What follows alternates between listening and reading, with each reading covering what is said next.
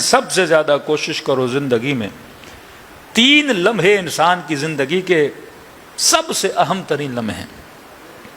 یوم ولدت تو جس دن میں پیدا ہوا، یوم اموت تو جس دن میں مروں گا، یوم ابعث جس دن مجھے قیامت کے دن اٹھایا جائے گا۔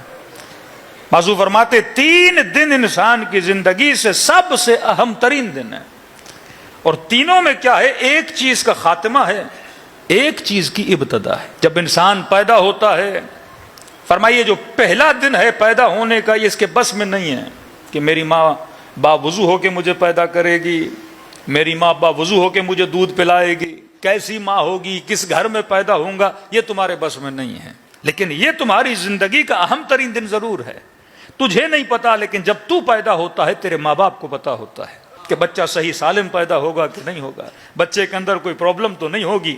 زندگی کا اہم ترین ڈے ہوتا ہے جس دن تو پیدا ہوتا ہے، اس کا سرٹیفکیٹ بھی بنتا ہے جس کو برتھ سرٹیفکیٹ بولتے ہیں۔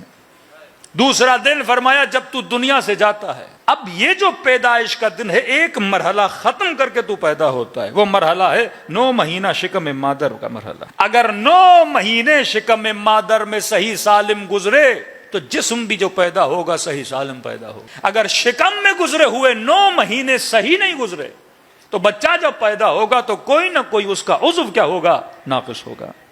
فرمایا دوسرا دن شکم مادر کے گزرے ہوئے لمحے اور پیدائش کا لمحہ، انسان کو پتا چلے گا کہ ماں نے اگر صحیح کھایا صحیح پیا تو بچہ کیا ہوگا؟ صحیح سالم پیدا ہوگا۔ دوسرا فرمایا یوم اموت، جب دنیا سے تو جاتا ہے۔ یہ جانے والا دن بھی بڑا اہم ہے، کیونکہ اس میں یہ وہاں شکم مادر کے 9 مہینے اور یہاں دنیا کے 50 سال جو تم نے گزارے، اگر وہ صحیح گزارے تھے تو سکرات الموت تمہاری اچھی ہوگی۔ اگر وہ برے گزارے تھے تو سب سے بڑی تکلیف جو انسان کو آتی ہے وہ سکرات الموت میں ہے۔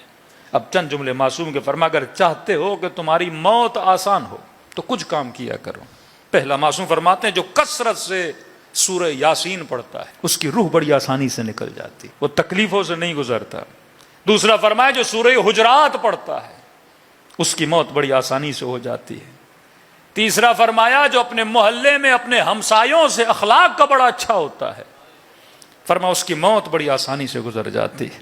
چوتھا فرمایا برًا لوالدیہ، جو اپنے والدین سے اپنے اخلاق کو اچھا رکھتا ہے، فرمایا اس کی موت زندگی میں بڑی اچھی گزر جاتی ہے۔ پانچواں فرمایا جس کے دل میں علی کی محبت پائی جاتی ہے، یہ محبت ہے محمد اور آل محمد، اس کی موت کو کیا کر دیتی ہے؟ آسان کر دیتی ہے۔ میں نے موت کی مثال اس طرح دی کہ قرآن کی آیت ہے کہ کل نفس ذائقۃ الموت، ہر نفس نے کس کو چکھنا ہے؟ موت کے ذائقے کو۔ اب ہمیں کیسے پتہ لگے کہ ہماری موت کا ذائقہ کیسا ہے؟ ہاں، شاہ جی چلے گئے، ان کی موت کا اپنا ذائقہ تھا۔ ہر انسان کی موت اپنا ذائقہ ہے۔ قاسم سے پوچھا ذائقہ کیسا؟ فرمایا چچا احلی من العسل، شہد سے زیادہ میٹھا ہے۔ تو مجھے کیسے پتا چلے میرا ذائقہ کڑوا ہوگا یا میٹھا ہوگا؟ کہ ذائقے خدا نہیں بناتا۔ ایک مثال دوں، یہ پانی کا گلاس، ابھی میں نے پانی پیا، پانی زندگی کی طرح ہے، پانی کا نہ کوئی رنگ ہے، پانی کا نہ کوئی ذائقہ ہے۔ پانی کے اندر ایک خوبی ہے، یہ رنگ بھی پکڑتی ہے، یہ ذائقہ بھی پکڑتا ہے۔ نمک ڈالو تو نمکین ہے، شربت ڈالو تو میٹھا ہے، لال کرو تو لال ہے، گرین کرو تو گرین ہے۔ فرمایا زندگی اسی طرح اس آئینے کی طرح ہے، جب تو پیدا ہوا تو خدا نے آئینہ دیا، اب یہ تیری مرضی ہے تو ولائی بن کے زندگی کو میٹھا کرے،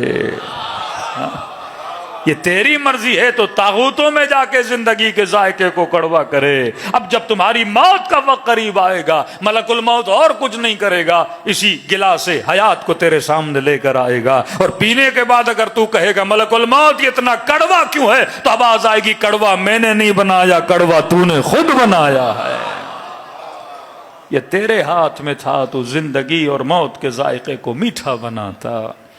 تو کسی جوان نے کہا مولانا اگر ذائقے کڑوے ہو گئے، میلے ہو گئے، نجس ہو گئے، کوئی راہ ہے کہ اس پانی کو پھر سے صاف کیا جائے؟ ہاں، پانی بھی نجس ہو جاتا ہے، گندا ہو جاتا ہے، میلا ہو جاتا ہے۔ تو میں نے کہا جب دنیا کے پانیوں کو دنیا کے فلٹر صاف کر سکتے ہیں، نجس سے نجس پانی فلٹر میں صاف ہو جاتا ہے، سمندر کا میلا پانی فلٹر سے صاف ہو جاتا ہے۔ تو میں نے کہا کیسے ممکن ہے آب حیات صاف نہ ہو؟ کہ اس پانی کو کیسے صاف کیا جاتا ہے؟ میں نے کہا غم حسین کا ایک قطرہ یہ اس آب حیات میں پڑتا ہے تو کسی کو حر بنا دیتا ہے، کسی کو زہیر بنا دیتا ہے، کسی کو وہب قلبی بنا دیتا ہے۔ یہ قطرہ خدا نے آپ کو دیا، اہل بیت کے چاہنے والوں کو دیا۔